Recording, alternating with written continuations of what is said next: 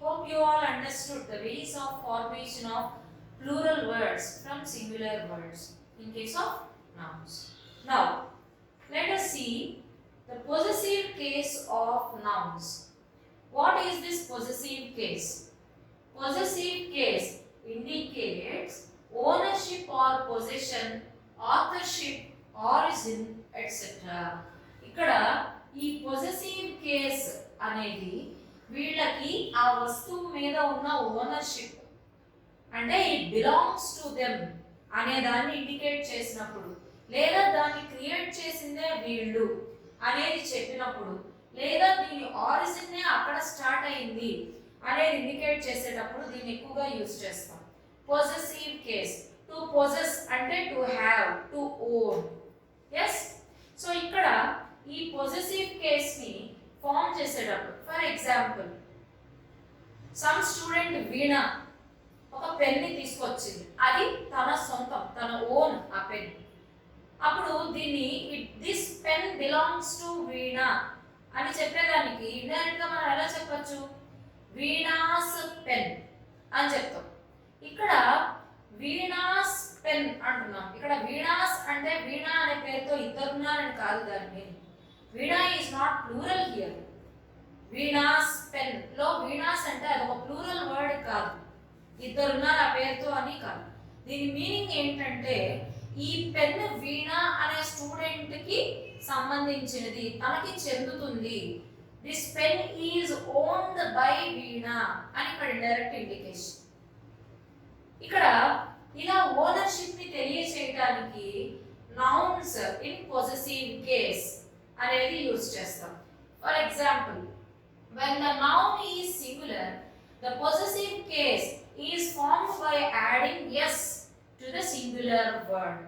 Singular లో ఉందనుకోండి noun, ఒక మనిషికి సంబంధించింది చెప్తున్నాం అనుకోండి, అప్పుడు వాళ్ళ నేమ్ ఏదైతే ఉందో దాని తర్వాత ఒక అపోస్ట్రఫీ పెట్టి పక్కన ఎస్ పెడతాం. ఈ అపోస్ట్రఫీ పెట్టకుండా రూపాస్ అంటే ఇద్దరు ముగ్గురు రూపాలు ఉన్నారు అని అర్థం. అలా కాకుండా అపోస్ట్రఫీ పెడితే రూపా యొక్క బుక్ అని అర్థం. ఈ బుక్ బిలాంగ్స్ టు రూపా అని అర్థం. Apostrophe S indicates belongs to. ఈ అపోస్ట్రఫీ ఎస్ తర్వాత ఉన్న వర్డ్ ఏదైతే ఉందో అది బిలాంగ్స్ టు దిస్ పర్సన్ అని అర్థం. రూపాస్ బుక్. ఓకే, ఇక్కడ ఈ పొజెసివ్ కేస్ లో ఉన్న నౌన్ సింగులర్ లో ఉంది కాబట్టి ఆ వర్డ్ నేమ్ రాసేసి అపోస్ట్రఫీ పెట్టి ఎస్ పెట్టాం, రూపా యొక్క బుక్ అని చెప్పడానికి. Next, what if the noun is in its plural form? ఒక రూపాకి సంబంధించింది కాబట్టి సింగులర్ లో చెప్పేశాం. సపోజ్ అది ఎక్కువ మందికి సంబంధించింది అనుకోండి, క్లాస్ లో చాలా మంది స్టూడెంట్స్ ఉన్నారు, ఆ స్టూడెంట్స్ అందరివి బుక్స్ అన్ని అని చెప్పాలనుకున్నారు అనుకోండి. Let us see how to express that. When the noun is in its plural form and ends with yes, then the possessive case of the noun is formed by adding apostrophe at the last. ఇలా పైన ఈ పెట్టే ఈ చిన్న comma లాంటి దాన్ని apostrophe అని అంటారు. Apostrophe, this is the spelling, apostrophe అంటారు దీన్ని పైన పెట్టేదాన్ని.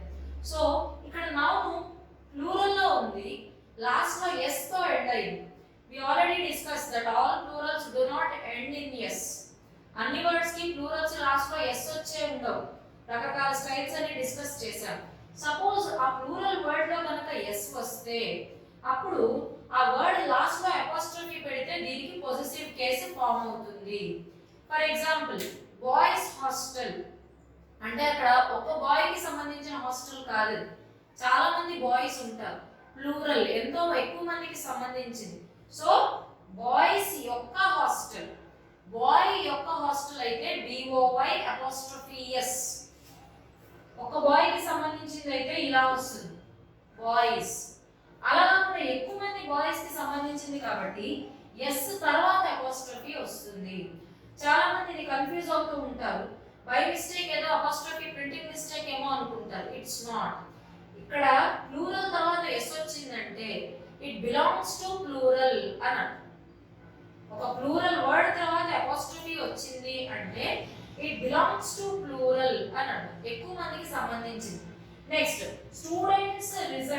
సపోజ్ ఇలా రాసాం అనుకోండి, స్టూడెంట్స్ రిజల్ట్ అంటే ఒక స్టూడెంట్ రిజల్ట్ అని అర్థం. ఇక్కడ స్టూడెంట్స్ రిజల్ట్ అంటే ఓన్లీ వన్ స్టూడెంట్స్ రిజల్ట్ అని. అలా కాకుండా అందరి స్టూడెంట్స్ ది రిజల్ట్ లేదా మోర్ దాన్ ఎక్కువ మంది స్టూడెంట్స్ ది రిజల్ట్ అని చెప్పాలనుకుంటే దాన్ని ఇలా ఇండికేట్ చేయాలి, స్టూడెంట్స్ అపాస్ట్రఫీ రిజల్ట్ అంటే it belongs to many number of students అని మీనింగ్. ఇక్కడ let us move to the next case. When the noun is in plural, noun plural లో ఉన్నప్పటికీ లాస్ట్ లో ఎస్ కాకుండా వేరే ఏదైనా లెటర్ తో ఎండ్ అయింది. For example men, man singular, men plural. Plural అయినా సరే ఇక్కడ ఎస్ అనేది ఉండదు. మెన్ ఇలాంటి words. Child singular, children plural. ఇక్కడ ఎస్ తో ఎండ్ అవట్లా చిల్డ్రన్ అనే వర్డ్. సో ఇలా ప్లూరల్ ఫామ్ లో ఉండి కూడా ఎస్ తో ఎండ్ అవ్వట్లేదు అనుకున్నప్పుడు వీటికి పొసెసివ్ కేస్ ఫామ్ చేయడానికి లాస్ట్ లో అపాస్ట్రఫీ ఎస్ పెట్టాలి. ఇక్కడ men apostrophe s club, men's club, men యొక్క club. Children's hospital, children apostrophe yes children's hospital, children యొక్క హాస్పిటల్. ఈ స్టైల్లో ఇండికేట్ చేస్తాం దీని possessive case. Till now we have seen the cases in which we considered only one noun to indicate its possessive case.